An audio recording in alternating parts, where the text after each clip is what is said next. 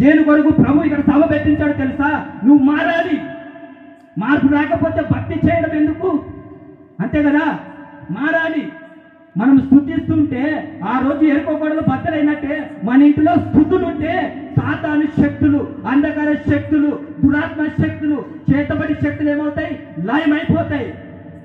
స్తుతించు, నీ స్థితి మారుతుంది. ప్రార్థించు, నీ కుటుంబం వెలుగుతూనే ఉంటుంది, పరలోక రాజ్యంలో కట్టబడుతుంది. మారాలా? దేవుడు మనకి ఎప్పుడు న్యాయం తీరుస్తాడో తెలుసా? ఒకటి, పక్షపాతం అనగా ఒకడు తప్పు చేస్తే తప్పును తప్పని గద్దించాలి, నిజమని భావించకూడదు. ఇక్కడున్నంత వరకే మనం బ్రతికేది కొద్ది కాలమే. మన జీవితం నీటి మీద బుడగబంటిది. ఈ రోజు ఉండి ఇలాగనే నిద్రిస్తే ఎక్కడికి పోతావు? ఈ రోజు నిద్రిస్తే ఎక్కడికి పోతావు? తెలియదు. నీ గమ్యం ఏంటో తెలియదు, నీ జీవితం ఏంటో తెలియదు. తెలియని జీవితానికి డబ్బు డబ్బు డబ్బు ఒక్కటి కూడా తీసుకొని పోలేవు. మార్పు రాకపోతే భక్తి చేయడం వ్యర్థం, ఇక్కడ పుచ్చుకున్న కూడా వ్యర్థమే. నన్ను తిట్టుకున్నా పర్వాలేదు. ఎందుకంటే దేవుడు ఎందుకు ప్రయాసపడి అయ్యగారులతో ఇది ఎందుకు సభ పెట్టించాడు? మార్పు రావాలి.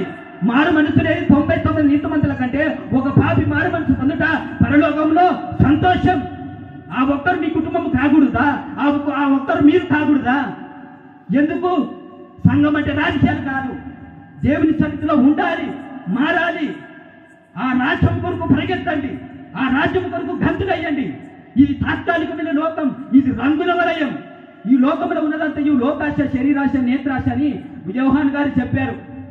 బాప్తిసం ఇచ్చి యోహాన్ గారు కాదు, మగ్దిగయ్య కుమారుడైన యోహాన్ గారు. గమనించాలి, దేవుడు మనల్ని ఎప్పుడు దీవిస్తాడు? త్వరగా ముగించుకుందాం. మన అయ్యగారు వాక్యం చెప్పాలి. దేవుడు మనకి ఎప్పుడు న్యాయం తీరుస్తాడు అంటే, ఒకటి, పక్షపాతం అనేది ఒకటి తప్పు చేస్తుంటే తప్పునని ఖండించాలి. ఆ తప్పు దగ్గర నువ్వు కూడా జోక్యం చేసుకోకూడదు. అప్పుడు ఏ బెదని నువ్వు కూడా ఆ సంఖ్యలో చేరినట్టే. రెండవది, లంచం పుచ్చుకునకూడదు. మూడవది, దేవుడి దృష్టికి పాపం చేయకూడదు. మారాలా?